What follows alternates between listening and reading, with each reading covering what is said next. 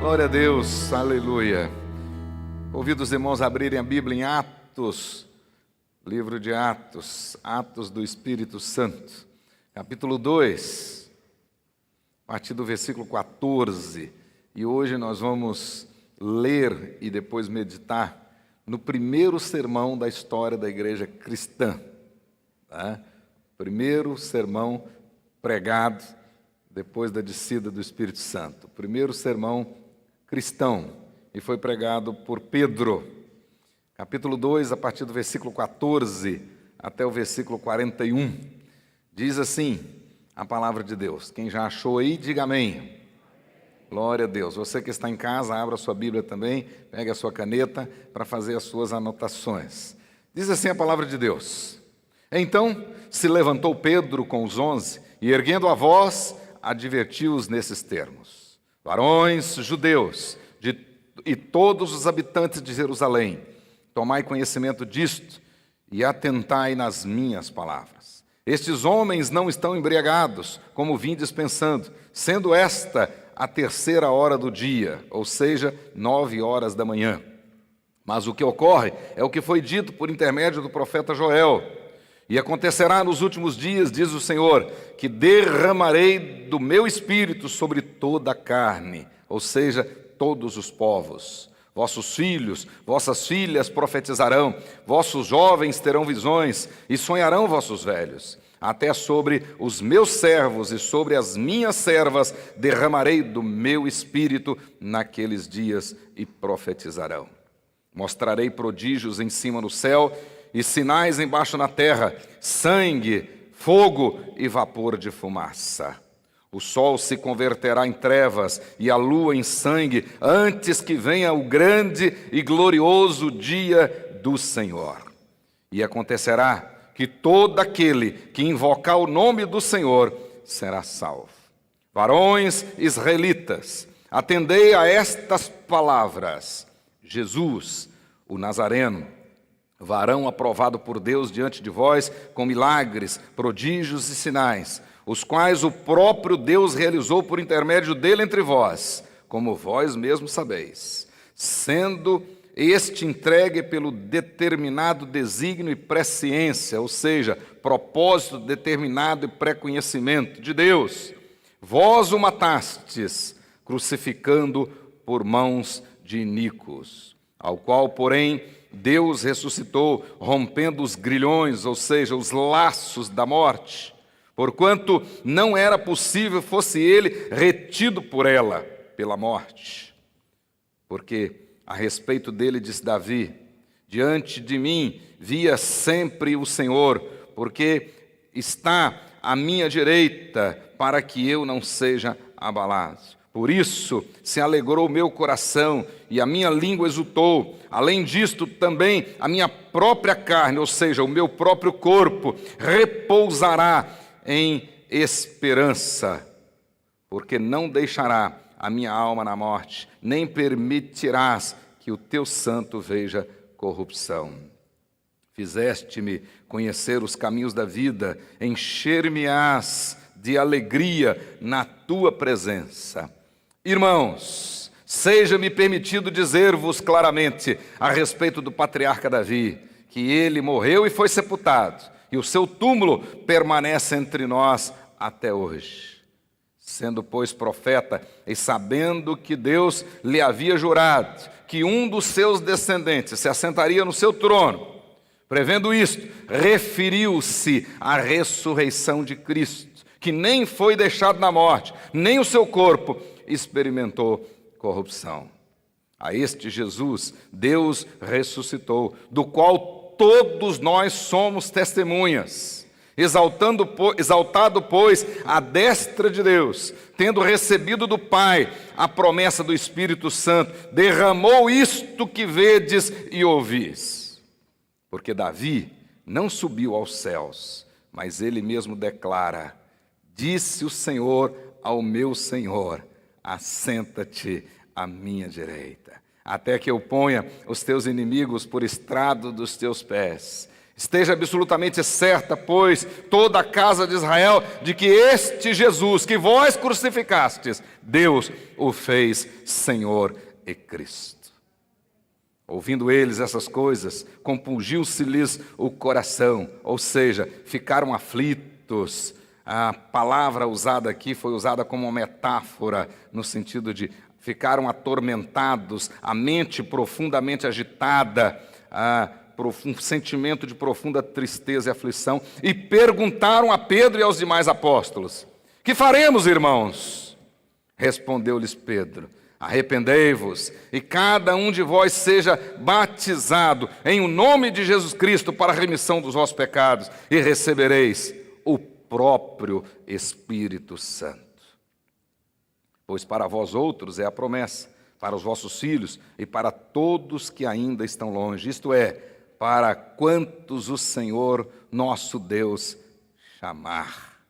Com muitas outras palavras, deu testemunho e exortava-os, dizendo: salvai-vos desta geração perversa. Então, os que lhe aceitaram a palavra naquele dia foram batizados, havendo um acréscimo naquele dia de quase 3.000 almas. 3.000 pessoas. Amém, irmãos? Senhor Deus, Pai querido, em nome de Jesus, que esse poderoso sermão possa hoje achar um lugar especial no nosso coração. E ao sairmos daqui hoje, ó Deus, saiamos transbordando de alegria. Por isso, ó Deus, permita que o mesmo Espírito Santo que usou e inspirou o apóstolo Pedro naquele dia, esteja hoje nos usando, iluminando-nos para podermos entender a Tua palavra e tirarmos proveito dela e sairmos daqui, ó Deus, fortalecidos e ao longo dessa semana em Cristo Jesus, podermos testemunhar da ressurreição e sermos mais que vencedores por meio de Jesus Cristo. Desperta e abençoa a Tua igreja, Senhor, neste tempo de pandemia. Não nos deixe esmorecer, não nos deixe cansar, nem desistir, nem retroceder, mas nos ajuda, Senhor, nos fortaleça com a força do Teu poder para seguirmos em frente, ó Deus, olhando para Jesus, o autor e consumador da nossa fé. Tenha misericórdia de nós, ó Deus, tenha misericórdia da Tua igreja, aviva a Tua obra nestes últimos dias. Em o nome de Jesus, para a honra e glória de Jesus, que há de manifestar pelo seu poder. Oh, Pai querido, ajuda-nos, tenha misericórdia. Aqueles que estão, ó Deus, desanimados, aqueles que se afastaram, ó Deus, aqueles que estão distantes, traga-os de volta, ó Deus, ajuda-os, ó Deus, sacuda-os, ó Pai, e traga-os de volta para o teu aprisco. Em o nome de Jesus, para a honra e glória do Senhor. Amém. Glória a Deus. Aleluia. Irmãos, esse texto é poderoso, porque através do livro de Atos, que nós chamamos aqui de o Evangelho no poder do Espírito Santo. Portanto, nós podemos dizer sem medo de errar, Atos do Espírito Santo. Né? Como eu expliquei domingo passado, na realidade, é o Espírito Santo agindo por meio dos apóstolos e da igreja primitiva. Mas esse livro não teve saudações iniciais e também não teve o encerramento. Na realidade é porque ele não encerrou. As obras de Jesus continuam sendo feitas pela igreja militante no poder de Jesus Cristo. Portanto, aquilo que Jesus começou a fazer continuou a ser feito através dos apóstolos e hoje, por meio da igreja fundamentada sobre a doutrina dos apóstolos, continua a ser feito. Então, esses 28 capítulos contam a história daquela igreja nascente, da chamada igreja primitiva, mas eles não terminaram.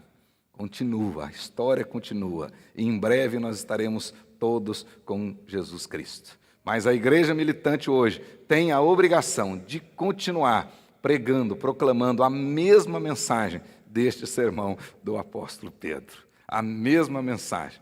E é muito interessante, meus queridos irmãos, que o livro de Atos dos Apóstolos, ele é muito importante para a nossa fé, porque ele vai deixar claro para nós, conforme eu falei semana passada, que a nossa fé não está fundamentada em cima de sonhos, de teorias, de especulações dos apóstolos, não, mas em cima de atos, de fato, de verdade. De fato, eles viram Jesus ressurreto, eles comungaram, eles observaram, eles experimentaram e eles foram usados pelo Espírito Santo de Deus para realizar grandes obras também. Portanto, a nossa fé tem base, sim. Nossa fé não é um salto no escuro, a nossa fé está embasada. Por isso que a igreja cresce, é por isso que a igreja desenvolve, e é por isso que as portas do inferno não prevalecerão contra a igreja, é por isso que a igreja seguirá até o grande dia, e no toque das trombetas, ela estará aposta para encontrar com o noivo Jesus Cristo, porque ela está fundamentada sobre a doutrina dos apóstolos. Lucas, o escritor do terceiro evangelho, certamente o escritor de Atos também, o escreveu por volta do ano 62, né? Ali por ocasião da primeira prisão do apóstolo Paulo em Roma, a chamada prisão domiciliar, quando mesmo como prisioneiro, a autoridade permitiu que ele pudesse alugar uma casa e ficar naquela casa, e mesmo como prisioneiro ele teve a permissão para receber pessoas, e ele recebeu e ensinou, e muitas pessoas se converteram ali, mesmo o apóstolo Paulo naquele estado de prisão. E certamente nessa época é que Lucas escreve então Atos dos Apóstolos. A Bíblia diz lá terminando Atos, capítulo 28, verso 30, que Paulo permaneceu 2 anos preso em prisão domiciliar. E depois ele foi solto. E aí nós não temos mais, através da pena de Lucas, a história do apóstolo Paulo. Não temos mais. O fato é que a palavra-chave aqui desse livro, todos vocês já sabem, a palavra-chave é testemunha, que aparece mais de 20 vezes nesse texto, nesses 28 capítulos. E testemunhas da ressurreição.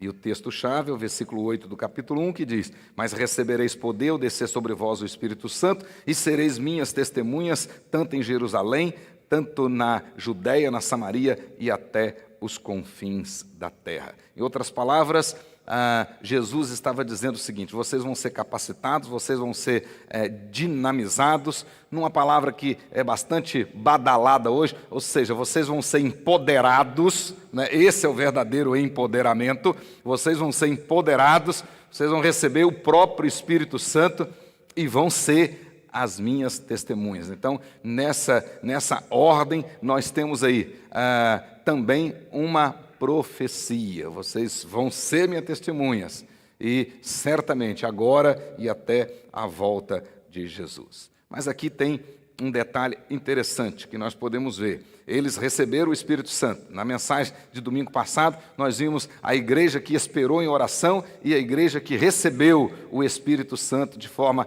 poderosa. Mas a palavra eclesia, essa palavra, embora a tradução mais literal dessa palavra, o sentido mais estrito dessa palavra, tem a ver com assembleia pública, ela também foi usada para traduzir o Velho Testamento na Septuaginta como assembleia do povo de Deus.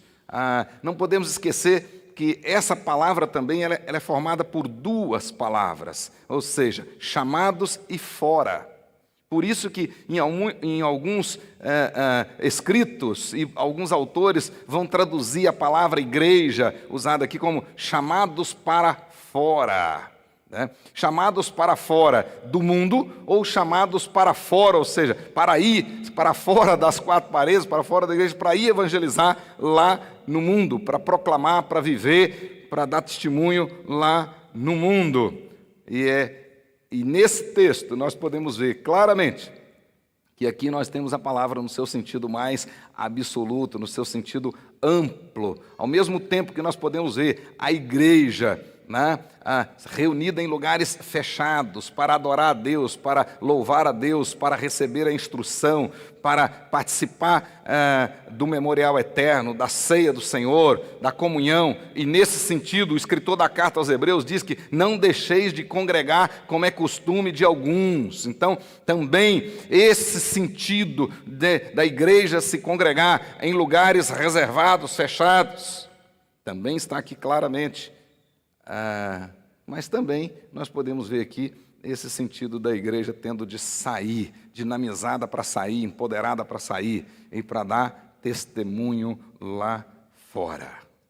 Por isso é que hoje, a partir desse versículo 14, nós vamos ver a igreja agora sem qualquer pleonasmo, saindo para fora, literalmente, saindo para fora. Ela foi para fora para testemunhar agora. Esses irmãos estão provavelmente lá no pátio do templo. E muitas pessoas, muitas pessoas, milhares de pessoas. Diz aí, se vocês contarem, no mínimo 16 localidades diferentes. Pessoas de, no mínimo, 16 localidades diferentes, por causa das festas, tinham afluído para Jerusalém. Flávio Joséfo diz que provavelmente tinha mais de 1 milhão de pessoas em Jerusalém naquela época. Muita gente tinha lá. E pessoas aqui citadas por Lucas, no mínimo de 16 lugares. E eles estavam vendo aquilo ali no pátio, e uma situação, e de repente eles começam a ouvir a respeito do Nazareno, a respeito de Deus, na própria língua materna deles. E aquilo então chamou a atenção, e o texto diz que eles ficaram perplexos, e ficaram atônitos, e ficaram preocupados, e quiseram saber o que estava acontecendo. Outros, porém, começaram a zombar, outros começaram a fazer chacota daquilo. Escarnecer.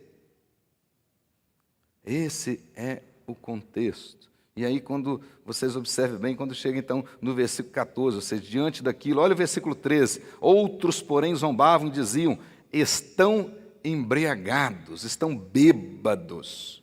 E aí no versículo 14, então, Pedro e os demais, os 11, diz aí, Pedro com os 11, então agora nós já temos 12, porque Matias já tinha sido eleito, já tinha tomado posse, já fazia parte do colégio apostólico, e agora eles ali, e Pedro então se levanta e começa o seu sermão. Mas agora, atentem comigo aí, vamos olhar o sermão de Pedro e tirar as lições que Deus tem para nós aí. Esse sermão nós podemos dividi-lo o seguinte, versículo 14, versículo 15, uma introdução, e nós podemos chamar, aqui nós temos uma justificativa. Pedro ouviu e viu que muitas pessoas estavam achando que os apóstolos e os outros que estavam ali estavam bêbados, e por causa disso eles zombavam, por causa disso eles ficavam fazendo pouco caso daqueles irmãos. E Pedro, então, vai começar o seu sermão fazendo uma justificativa. Observe bem que ele se levanta no versículo 14, diz: então se levantou Pedro com os 11 e erguendo a voz, advertiu-os nestes termos: varões judeus e todos habitantes de Jerusalém, tomai conhecimento disso e atentai nas minhas palavras. Estes homens não estão embriagados, como vindes pensando. Ele diz aí, sendo esta 9h da manhã. Então, a introdução do sermão é, na realidade, uma justificativa. Mas nessa justificativa, nós podemos ver que tipo de sermão Pedro se propôs a pregar. O texto diz aí, uma advertência. Então, o tipo do sermão que Pedro se propôs a pregar foi uma advertência, ou seja, uma declaração enfática, um pronunciamento direto. E essa palavra também está no contexto de admoestação. Então, vem chumbo grosso pela frente. Pedro não iria temer, ele não iria realmente baixar a guarda, ele não iria aqui dourar a pílula, não, ele iria dizer com todas as letras que o Espírito Santo colocasse no coração dele. Então, fiquem atentos aí a esta advertência, dizia Pedro. Agora, olha que coisa curiosa, muito interessante. O primeiro sermão, vamos começar aqui então o primeiro sermão da história da igreja cristã, foi pregado exatamente por aquele que tinha negado por 3 vezes consecutivas o Senhor Jesus. Aquele que anteriormente tinha negado por 3 vezes o Senhor Jesus, agora é o primeiro a dar testemunho a respeito da ressurreição de Jesus. E só neste fato, nós já temos aí uma prova evidente de que algo extraordinário, sobrenatural, estava acontecendo, tinha acontecido, estava acontecendo. Ou seja, aquela pessoa ser transformada de um estado de covardia, de um estado de medo, agora para um estado de ousadia, para se levantar diante de uma multidão e assumir a sua fé em Cristo Jesus. Então, algo extraordinário já estava acontecendo ali. Por isso só a gente pode perceber. E ele então vai fazer esta justificativa, né? Esses homens não estão embriagados, não. E sendo agora 9 horas da manhã, e na cultura judaica, um judeu não bebia de manhã, né? Portanto, um judeu dificilmente você encontraria um judeu bêbado 9 horas da manhã, porque não fazia parte da cultura deles. E todos que estavam ali eram, ou pelo menos a maioria absoluta, eram judeus. E por isso Pedro se justifica. Mas ele vai dizer para aquelas pessoas em bom e alto som: olha, o que está acontecendo aqui não é o que vocês estão pensando. Mas 2 coisas estão acontecendo aqui. Aí vocês podem olhar para o texto. Nós temos aí 2 divisões. Na realidade, nós temos o sermão dele dividido em 3 partes. Mas as 2 primeiras, vai aí do versículo 16 até o versículo 21. Né? Ele vai apresentar o primeiro aspecto da justificativa, ou seja, o que está acontecendo aqui. E depois do versículo 22, né, até o versículo 36, ele continua explicando o que está acontecendo aqui, mas aproveitando a oportunidade para falar do ministério de Jesus. E depois, no final, nós temos a conclusão do sermão, um apelo veemente, ele chamando aquelas pessoas agora à responsabilidade depois da ação do Espírito Santo. Vejam comigo então, do versículo 16 até o versículo 21, nós temos a segunda parte do sermão. Pedro vai dizer o seguinte: olha, o que está acontecendo aqui não é que esses homens estão embriagados, não. O que está acontecendo aqui é o cumprimento de uma profecia. Então, primeiramente, ele vai dizer, o que está acontecendo aqui é o cumprimento de uma profecia. E depois, no segundo ponto, ele vai dizer, o que está acontecendo aqui é o cumprimento de uma promessa. Então, no primeiro caso, está acontecendo aqui o cumprimento de uma profecia. Qual foi a profecia? Profecia de Joel, capítulo 2, versículo 28 até o versículo 31. Lá, Joel está profetizando o derramamento do Espírito Santo, que em Joel está sendo dirigido à nação de Israel, mas agora aquela profecia se cumpria na igreja cristã, mas também, segundo o desígnio eterno de Deus, o propósito redentor de Deus, incluía Israel. Romanos capítulo 11, versículo 26. O fato é que Pedro estava dizendo, olha, o que está acontecendo aqui está nas Escrituras. E ele vai então fazer aquela defesa usando as Escrituras, a Bíblia. E aqui já fica um ensinamento de rodapé para nós. O crente verdadeiro, ele precisa conhecer a Bíblia, ele precisa saber da razão da sua fé à luz da Bíblia. Ele precisa realmente argumentar com quem quer que seja à luz da Bíblia. E, portanto, foi à luz das Escrituras que Pedro se levanta para explicar o que estava acontecendo lá. E o que está acontecendo aqui é o cumprimento da profecia de Joel. É isto que está acontecendo aqui no nosso meio. E ele começa então dizendo o seguinte, observe comigo aí no versículo 17 agora. E acontecerá nos últimos dias. De fato, a expressão últimos dias não aparece lá na profecia de Joel, mas ela é colocada aqui, ela é incluída aqui por divina inspiração. O apóstolo Pedro, divinamente inspirado e naquele momento usado pelo Espírito Santo, ele usa a expressão, porque aí ele marca uma coisa muito importante no Novo Testamento. Novo Testamento inteiro, desde o primeiro sermão até o último, lá em João, já no ano 96, no Apocalipse, eles vão entender que os últimos dias começaram com a descida do Espírito Santo e terminarão com a volta de Jesus Cristo.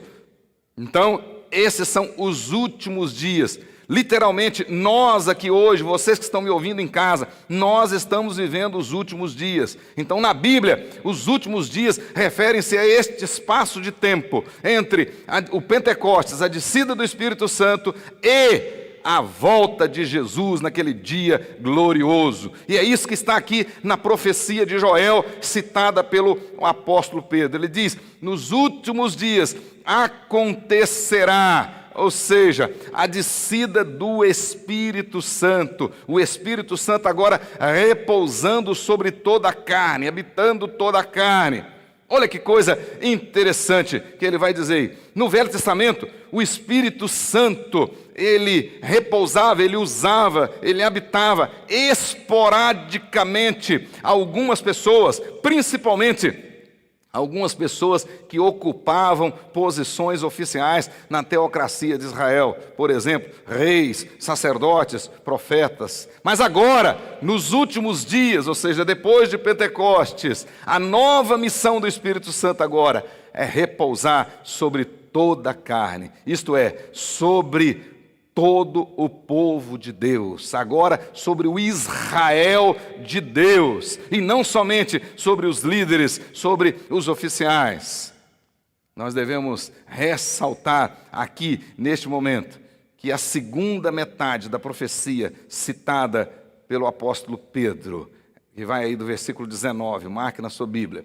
Então, versículo 17, versículo 18, estava acontecendo lá, naquela hora, e continua acontecendo nos nossos dias, né, que são os últimos dias. Mas versículo 19 e versículo 20 e o versículo 21, essa parte da profecia ainda não se cumpriu. Refere-se ao grande e terrível para uns, o grande e maravilhoso, glorioso dia para outros, o dia do Senhor.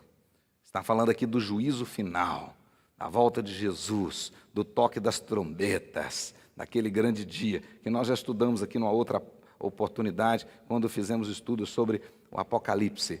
Então, a profecia de Joel, ela teve o seu cumprimento lá no dia do Pentecostes, parcial, e terá o seu cumprimento total na volta do Senhor Jesus, naquele grande dia. E aí o texto vai dizer claramente para nós que esse último dia aí, esse grande dia, refere-se à consumação final, logo após o juízo final, marcado por grandes catástrofes cósmicas, que o texto diz para nós aí, né?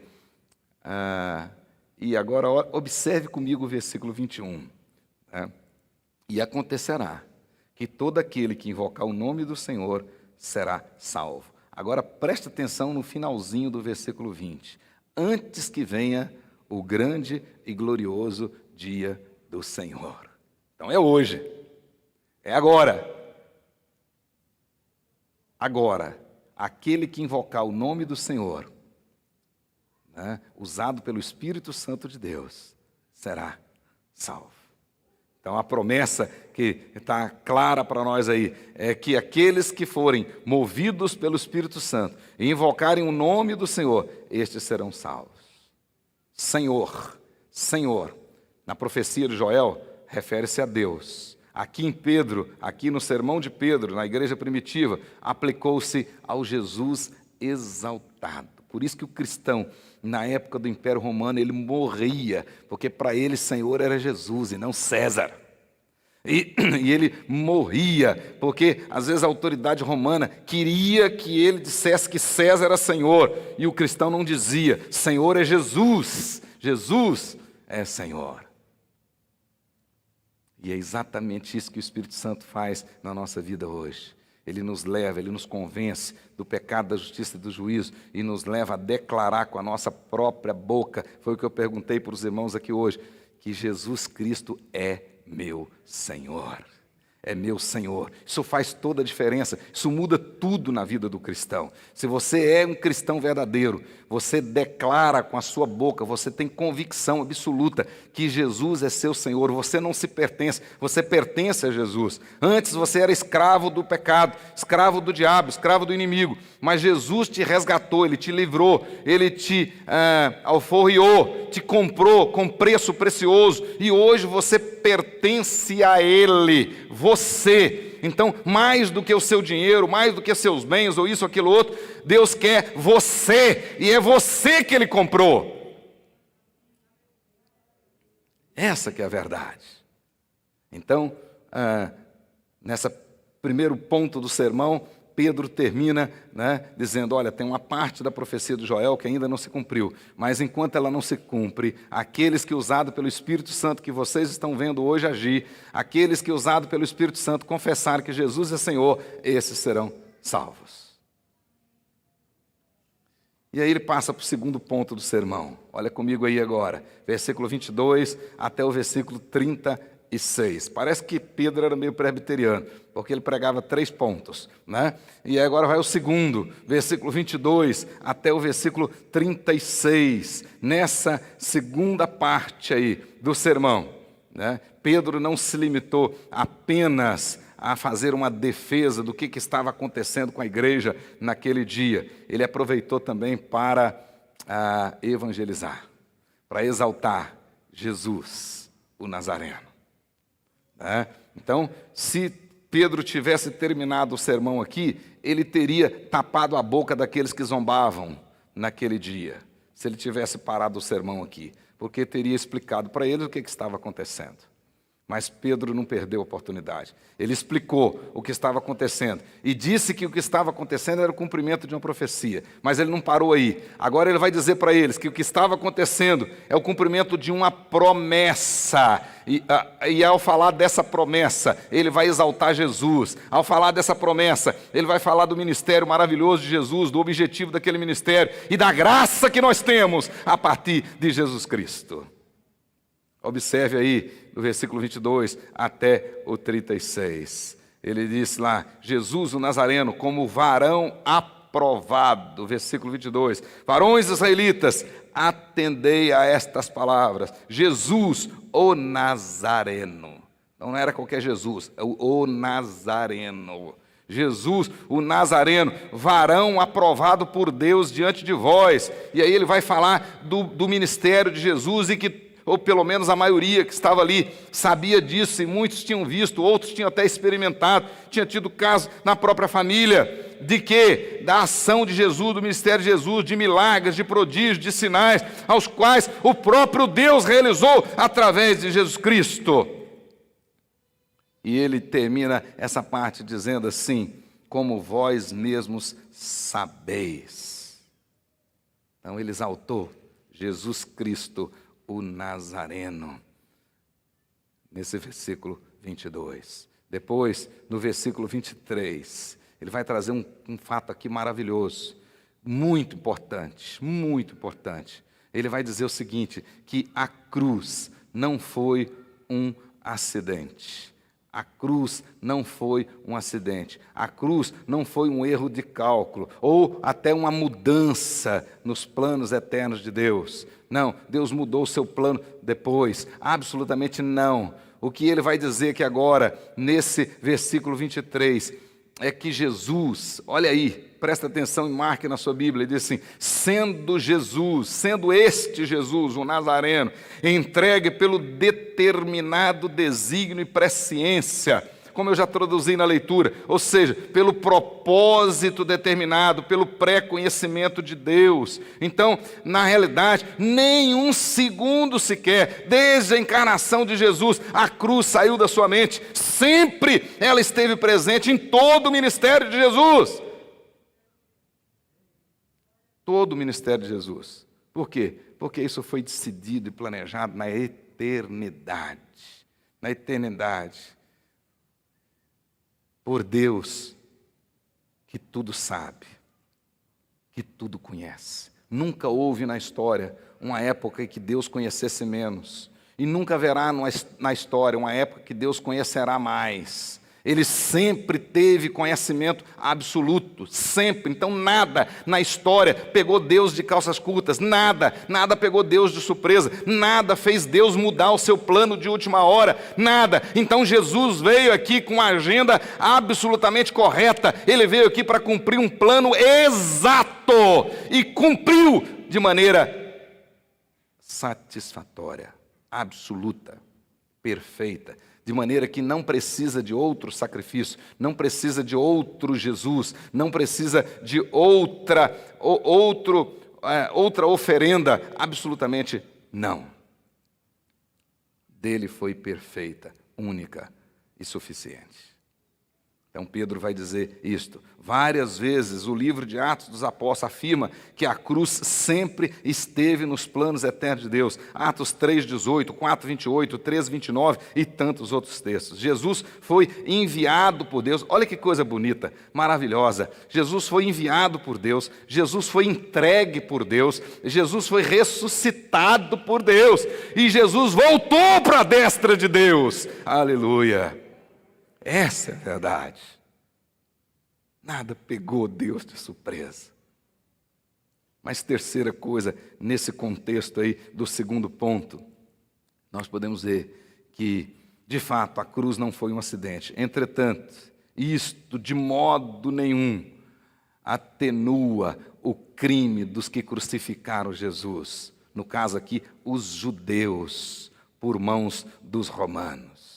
Na realidade, os romanos executaram, mas o sangue foi cobrado dos judeus. Então, mesmo Pedro, usado pelo Espírito Santo, não deixou passar essa verdade. Só, de fato, Jesus não foi surpreendido e, de repente, sua carreira interrompida, mesmo que injustamente, absolutamente não. Ele veio aqui exatamente para aquilo, mas mesmo ele tendo vindo aqui exatamente para aquilo, por causa da presciência de Deus, por causa da ação determinada, do propósito determinado de Deus, do pré-conhecimento de Deus, mesmo com tudo isso, isto não isenta o crime de sangue de vocês.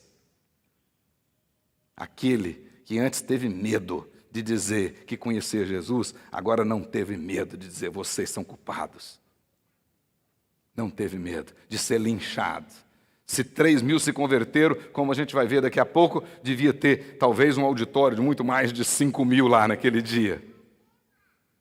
Mas ele não teve. Por quê? Porque ele estava cheio do Espírito Santo. A Bíblia diz que quem tem o Espírito Santo lança fora o medo. Medo não combina com quem tem o Espírito Santo. Covardia não combina com quem tem o Espírito Santo. A Bíblia diz isso.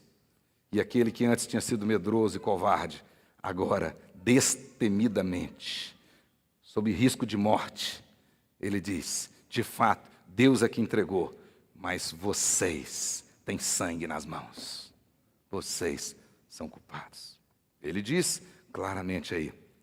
Portanto, os judeus, de fato, mandaram Jesus para a cruz e usaram os ímpios.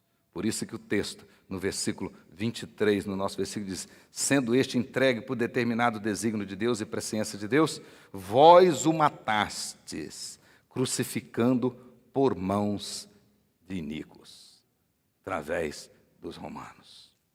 Pois bem, mas dentro desse segundo ponto nós temos uma outra característica. Dos versículos 24 até o 36, Pedro aí agora vai dar uma ênfase na ressurreição, como prova final de que Jesus era, fora de dúvida, o escolhido de Deus, o descendente de Davi. Então agora ele vai dizer o seguinte: depois que ele fez esse preâmbulo aí no segundo ponto, ele vai dizer: olha, o que está acontecendo é cumprimento de uma promessa. Jesus é escolhido de Deus, Jesus o Nazareno é escolhido de Deus, de fato é, mas ele também é descendente de Davi. E aquilo que Davi, o profeta Davi, aqui Pedro vai dizer, profeta Davi, aquilo que Davi entendeu, referia-se a Jesus. Então, quando ele cita o salmista Davi, ele cita para provar que a ressurreição também sempre fez parte do plano eterno de Deus. A morte não tem poder para deter Jesus, o autor da vida. Por isso é que Paulo mais tarde vai dizer que ele veio e destruiu a morte e trouxe a imortalidade. E aí Pedro, de maneira... não tem a mínima dúvida da gente sonhar, perceber, visualizar, fechar os olhos e ver Pedro cheio do Espírito Santo, aquele pescador, aquele homem rude, simples, cheio do Espírito Santo e dizendo a respeito de Jesus, o herdeiro de Davi, a promessa se cumpriu. Nunca vai faltar herdeiro para o trono de Davi. Isso se cumpre em Cristo Jesus. Por isso que quando ele voltar, irmãos, Jesus não vai voltar mais como sacerdote. Jesus não vai voltar mais como profeta. Jesus agora vai voltar como rei. Rei, com a sua majestade. Por isso que para nós aquele dia vai ser o grande, glorioso dia do Senhor. O rei está voltando. Amém? Glória a Deus. Então, Pedro vai explicar isso. Ele vai falar da ressurreição como sendo o cumprimento da promessa feita a Davi, versículo 31. Nas palavras de Davi, Pedro encontrou a profecia da ressurreição de Cristo. A ressurreição do Messias, prevista pelo salmista, podia ser agora comprovada pela experiência dos apóstolos, versículo 32. E a sessão vai terminar, segundo ponto do sermão de Pedro, vai terminar dizendo o seguinte: esteja, versículo 36, veja comigo aí, esteja absolutamente certa, pois toda a casa de Israel, de que a este Jesus, que vós crucificastes, Deus o fez Senhor e Cristo. Senhor e Cristo. Pedro termina o segundo ponto do sermão dele dizendo qual é a declaração que nós temos que fazer. Jesus Cristo é Senhor. Jesus Cristo é Senhor. Até para expulsar demônios você tem que dizer isso. Manda repetir. Jesus Senhor, ele não vai admitir. Senhor. Senhor. Ele termina dizendo, né, exaltando o senhorio de Cristo. O senhorio de Cristo, irmãos, foi a doutrina cardinal, a doutrina, a espinha dorsal da igreja primitiva, da igreja nascente, da igreja do primeiro século, o senhorio de Cristo. Os irmãos iam para as arenas, né, sendo entregues, sendo jogados para os leões, e eles diziam um para os outros: lembre-se do Senhor, lembre-se do Senhor, lembre-se do Senhor. Diz a tradição que quando Pedro estava para ser crucificado, e ele entendia que ele não tinha honra nem para ser crucificado como Jesus foi, ele tinha que ser crucificado diferente, porque ele não podia ser crucificado da mesma maneira. Então ele mesmo pede para ser crucificado de cabeça para baixo. Mas diz a tradição que no mesmo dia a esposa dele foi também martirizada. E diz a tradição que quando eles passaram com ela perto de Pedro, para aumentar o sofrimento de Pedro, Pedro olhou para ela e disse assim: lembre-se do Senhor. Lembre-se do Senhor. E até o quarto século, isso era uma espécie de um moto na igreja cristã. Os cristãos sempre diziam: lembrem-se do Senhor, lembrem-se do Senhor ressurreto. Na igreja oriental, até hoje, em muitos lugares, os irmãos se cumprimentam assim: Jesus ressuscitou. E aí o outro responde: certamente ressuscitou. Certamente ressuscitou. Então ele termina aqui, nesse caso, mostrando que Jesus entrou no exercício do seu senhorio em virtude da sua exaltação. Filipenses capítulo 2, versículos 9 até o versículo 11. E para encerrar a última parte do sermão, aí do versículo 37 até o versículo 41. Terceiro ponto do sermão. Né? Então aí parece até que era uma escola bíblica. Alguém, né, gritou lá no meio, falou alguma coisa. O texto diz assim: ouvindo eles estas coisas, ouvindo a multidão estas coisas, o texto diz: compungiu-se-lhes o coração. Compungiu-se-lhes o coração. Palavra que aparece aí para compungir não é uma palavra muito simples no nosso português, mas ela significa ficaram aflitos. Essa palavra aqui, ela foi usada como uma metáfora para mostrar que aquele pessoal, eles ficaram atormentados, com a mente atormentada, profundamente agitada. O Espírito Santo estava ali agora. Enquanto Pedro estava fazendo o chamado geral, o Espírito Santo estava fazendo o chamado específico, irresistível, conforme diz a boa teologia. Enquanto Pedro estava pregando, o Espírito Santo estava agindo na vida de Pedro e na vida dos ouvintes, ao ponto de o coração deles estava sendo cada vez mais furado, traspassado. Eles estavam realmente entendendo. E o texto diz: compungiu-se-lhes o coração, ou seja, ficaram aflitos, o arrependimento já estava tomando conta do coração deles, e de repente alguém grita: que faremos, irmãos? Que faremos? E aí o texto diz claramente que o apóstolo Pedro responde: arrependei-vos, e cada um de vós seja batizado em nome de Jesus Cristo para a remissão dos vossos pecados, e recebereis o dom do Espírito Santo. Oh, glória! Que fareis, irmãos? Que fareis? Aqui nós temos uma coisa que Paulo, fala lá em Romanos. Paulo diz lá em Romanos 10, 17, que a fé vem pelo ouvir, ou seja, pelo ouvir a pregação, e a pregação pela palavra de Cristo. E ali então Pedro estava pregando a palavra de Cristo, Pedro estava pregando Bíblia pura, Pedro não estava contando história de nada, mas a história de Jesus Cristo. Pedro estava ali falando no poder do Espírito Santo, e de fato, a fé vem pelo ouvir, e ouvir a palavra de Deus. O Espírito Santo estava gerando fé no coração de muitos ali. E quando eles perguntaram, Pedro não perdeu o embalo, não perdeu a oportunidade. Sim, tem duas coisas para vocês fazerem. A primeira é se arrepender. Se arrepender. Quando o Espírito Santo gera a fé verdadeira no nosso coração, nós sentimos um profundo sentimento de culpa, um desejo de ir para o pó e de buscar realmente o perdão do Senhor. Nós entendemos realmente o quanto foi custoso, o quanto foi terrível aquele sacrifício de Jesus Cristo. E eles então, naquele momento, são quebrantados.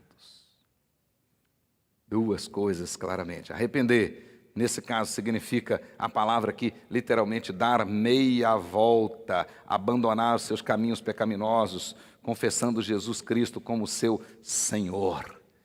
Como seu Senhor. A palavra arrependimento, na Bíblia, especialmente no Novo Testamento, ela vem carregada do sentido prático. Não é simplesmente falar, mas é praticar. Você estava andando para lá e agora vai andar para cá. Esse é arrependimento. E todos vão ver. Então, uma pessoa que se arrependeu, ela realmente largou as coisas do mundo. Não tem jeito, já falei isso aqui 300 vezes, Não tem jeito de pisar em duas canoas ao mesmo tempo. Não tem jeito de agradar a Deus e ao diabo ao mesmo tempo. Não tem jeito de servir a dois senhores ao mesmo tempo. Não tem. Não tem jeito de ficar aqui com a cabeça lá no mundo. Não tem jeito. Não tem jeito. Quem assim faz está enganando a si mesmo. Então Pedro diz: o que vocês têm que fazer agora é se arrepender, ou seja, é mudar de direção. E segundo, o texto diz, e sejam batizados em nome de Jesus Cristo. O batismo aqui é a evidência pública, é o selo dessa mudança, desse arrependimento, é a evidência pública desse espírito de arrependimento. Então, quando nós batizamos alguém aqui em nome do Pai, do Filho e do Espírito Santo, aquilo significa e sela, é visível, é público a mudança de vida daquelas pessoas. Se você vem aqui e simplesmente recebe a água do batismo e não mudou nada na sua vida, aquilo não passou de água simples, H2O, não passou, não tem sentido. O batismo que verdadeiramente tem sentido é aquele batismo que selou uma mudança de vida. Quem roubava não rouba mais, quem adulterava não adultera mais, quem mentia não mente mais, né? Quem gostava de palavrões não mexe mais com isso. Longe de vós todos os palavrões, longe de vós tudo aquilo que não agrada ao Senhor. Batismo significa isso. É o selo de uma nova vida, de uma mudança de quem está realmente no reino de Deus. E a Bíblia e o sermão vai terminar dizendo que o resultado de tudo isso foi a remissão dos pecados, né? E aqui, para os bons advogados, remissão com 2 S's aqui, né? Então, nós temos aqui de fato que esse pecado foi cancelado. Cancelado. E é o que Paulo vai dizer depois em Colossenses, né? Que o escrito de dívida que era contra nós foi rasgado, remissão dos pecados. E o segundo benefício, a recepção, olha o que o texto diz, né?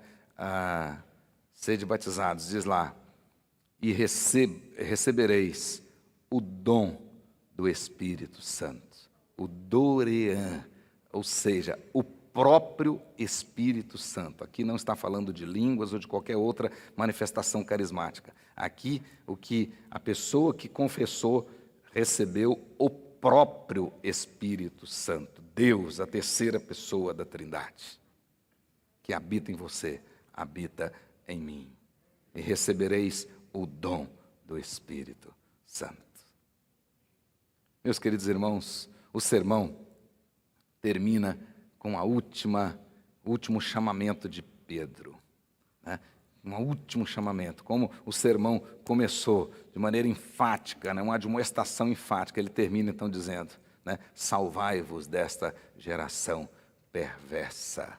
Ele diz, salvai-vos dessa geração perversa, versículo 40. Ou seja, saia disso enquanto é tempo.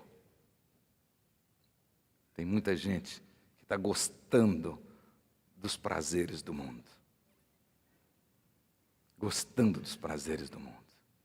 Pedro termina o sermão, saia rápido desta geração perversa. E quero terminar com essa declaração que aparece aqui no versículo 41. Então, olha aí comigo. Os que lhe aceitaram a palavra foram batizados. Havendo um acréscimo naquele dia de quase 3.000 pessoas. Oh, glória! Quase 3.000 pessoas se converteram naquele dia. Estavam andando para lá e agora andando para cá. Então, nós temos aqui uma grande pregação no poder do Espírito Santo. Feche os seus olhos, em o nome de Jesus. Faça a sua oração. E você que veio aqui hoje, porventura, ainda não se quebrantou diante do Senhor. Chamada é para você hoje. Arrependei-vos. Saia dessa geração perversa. Seja batizado. Confesse Jesus como Senhor e Salvador da sua vida. E mantenha bem firme no seu coração a certeza de que Deus o ressuscitou dentre os mortos e que em breve Ele virá. Arrependei-vos. Arrependei-vos.